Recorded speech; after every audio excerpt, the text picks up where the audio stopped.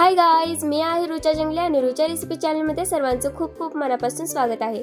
तर आज मी तुमच्यासोबत शेअर करणार आहे सुपर सॉफ्ट आणि सुपर हेल्दी रेसिपी रवा सँडविच रेसिपी। नाश्त्यासाठी एकदम झटपट बनवून तयार करूया रवा सँडविच रेसिपी। चला तर रेसिपीला सुरू करूया। रवा सँडविच बनवण्यासाठी सर्वप्रथम आपल्याला दही घ्यायचं आहे 1 वाटी। त्या दह्यामध्ये आपल्याला घालायची आहे 2 चमच साखर। साखर तुम्ही कमी जास्त करू शकता गोडनुसार। त्याचबरोबर आपल्याला चवीनुसार मीठ घालायचंय आणि नॉर्मल 2 चमच तेल घालायचे। तेल घातल्यानंतर ना आपल्याला चांगलं फेटून घ्यायचं आहे दह्याला। जोपर्यंत साखर विरघळत नाही तोपर्यंत आपल्याला छान फेटून घ्यायचे याप्रमाणे। आता आपण इथे जेवढं दही घेतलं होतं तेवढंच आपल्याला रवा सुद्धा घ्यायचा आहे। आता रवा घालूया दह्यामध्ये आणि रव्याला एकदा चाळणी मारून घ्यायची। त्यानंतर ना आपल्याला मिक्स करून घ्यायचंय। सगळे एकजीव करून घेतल्यानंतर ना थोडंसं पाणी घालायचंय। पाणी पण मी इथे जेवढं दही घेतलं होतं ना त्याच्या एकदम अर्धी वाटी आपण इथे पाणी घालणार आहोत। मी ज्या वाटीने दही घेतले त्याच वाटीने मी पाणी घालताना सुद्धा तुम्हाला सांगत आहे। तर केवढे पाणी घेतले ते तुम्ही अंदाजा लावू शकता। आता छान फेटून घ्यायचंय याप्रमाणे। बॅटर छान फेटून झालेला आहे, तुम्ही बघू शकता। आता आपण झाकण लावून 10 मिनिटं रेस्ट करायला ठेवू। तोपर्यंत आपण आलूची चटणी बनवायला घेऊ। तर इथे मी 2 आलू इथे शिजून घेतले होते आणि त्याला खिसून घेतलेत। मीडियम आचेवरती कढई गरम करायला ठेवायची आणि कढई गरम झाली की मग आपल्याला 1 चमच तेल घालायचं।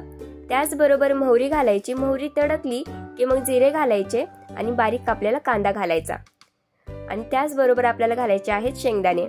छान मिक्स करून घ्यायचं। कांद्याचा कलर हलका चेंज झाला की मग आपल्याला लसूण आणि मिरचीचं वाटण घालायचं। तुम्ही अद्रक सुद्धा यामध्येच घालू शकतात, पण मी अद्रकची पावडर घालणार आहे त्यामुळे मी अद्रक ह्याच्यामध्ये स्किप केले। त्यानंतर मी इथे घालत आहे अद्रकची पावडर, शिमला मिरची घालायची आणि परत एकदा छान मिक्स करून घ्यायचं या पद्धतीने। इथे सगळे मसाले छान फ्राय झाल्याच्या नंतर ना आपण इथे घालणार आहोत कढीपत्ता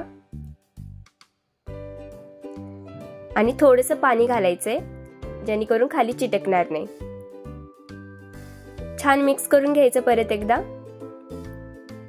खाली जे चिटकत असेल ते पण आपल्याला एकजीव करून घ्यायचंय, पण खूप जास्त चिटकलेले नसावं। त्याचबरोबर हळद घालायची, आमचूर पावडर घालायची आणि थोडीशी लाल तिखट घालायची, कारण की आपण हिरवी मिरचीचं पेस्ट घातलेलं आहे त्यामुळे। परत एकदा छान मिक्स करून घ्यायचं। आता आपण घालूया शिजवलेले आणि खिसलेले बटाटे।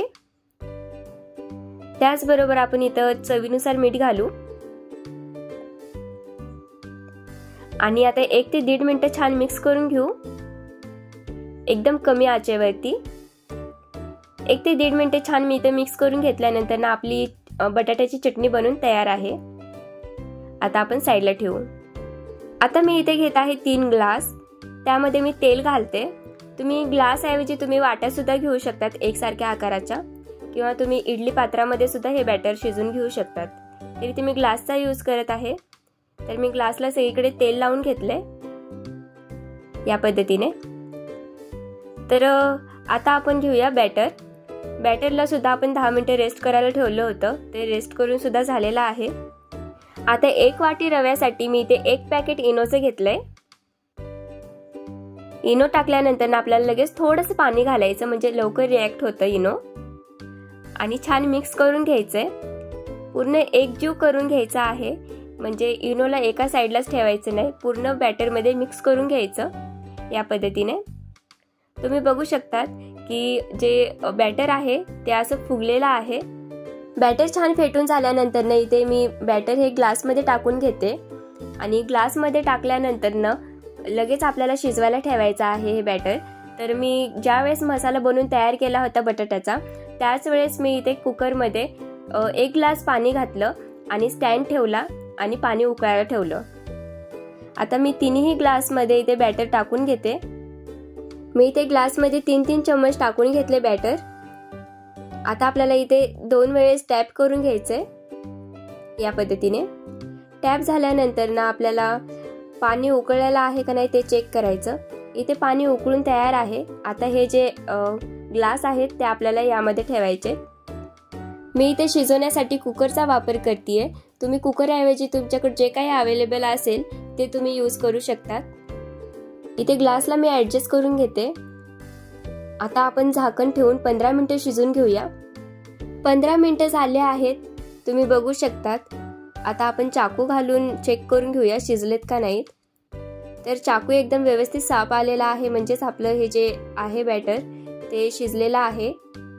आता आपण साईडला काढून थंड करून घेऊ. इथे हे जे ढोकळे आहेत मी थंड करून घेतलेलं आहे. आता चाकूच्या साहाय्याने आपण साईडचे जे किनारे असतात ते आपण काढून घेऊया. ग्लासपासून वेगळे करून घेऊ. या पद्धतीने मी दाखवत आहे त्याप्रमाणे आपल्याला हे बन्सला वेगळं करून घ्यायचे ग्लासपासून. तुम्ही बघू शकतात किती इझिली हे बाहेर निघलेलं आहे. वाव, खूप स्पंजी झालेला आहे. आता एका प्लेटमध्ये हे सगळे मी काढून घेते. आता हे सगळे बन्स आहेत, जेवढे ढोकळे आहेत हे आपण साईडला काढून घेऊया. इथे मी सगळे ढोकळे काढून घेतलेत बाजूला. तुम्ही बघू शकतात किती स्पंजी झालेले आहेत. आता हे परफेक्ट ढोकळा बनून तयार आहे सँडविचसाठी. तर आता ह्या ढोकळ्याला आपण 2 भागामध्ये कापून घेऊ. तुम्ही 2 ऐवजी 3 किंवा 4 सुद्धा भाग करू शकतात, पण मी इथे 2च भाग करते. या पद्धतीने आता आपण ही जी बटाट्याची चटणी बनवली होती ती या पद्धतीने सगळीकडे पसरून लावून घेऊ. तुम्ही टिक्कीचा आकार देऊन सुद्धा यावरती लावू शकतात, पण मी असंच लावतीये. आता ही बटाट्याची चटणी लावल्यानंतर ना आपण दुसरा भाग सुद्धा याला लावून घेऊया. या पद्धतीने तुम्ही काकडी जे काही तुमच्याकडे अवेलेबल असेल सॅलेडचं सामान ते तुम्ही यामध्ये आता पण लावू शकतात, पण मी आताच नाही लावणार. तरी ते मी सगळे सँडविच बनवून तयार करून घेतलेत. आता आपल्याला कढई गरम करायची आहे मीडियम आचेवरती. त्यामध्ये अगदी छोटा 1 चमच तेल घालायचं.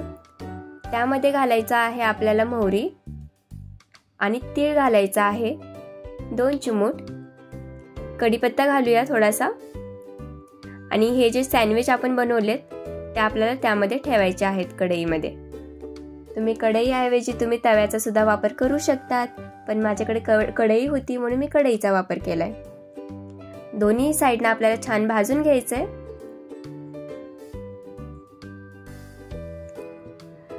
तुम्ही बघू शकतात मस्तपैकी शेकून झाले एका साईडनी.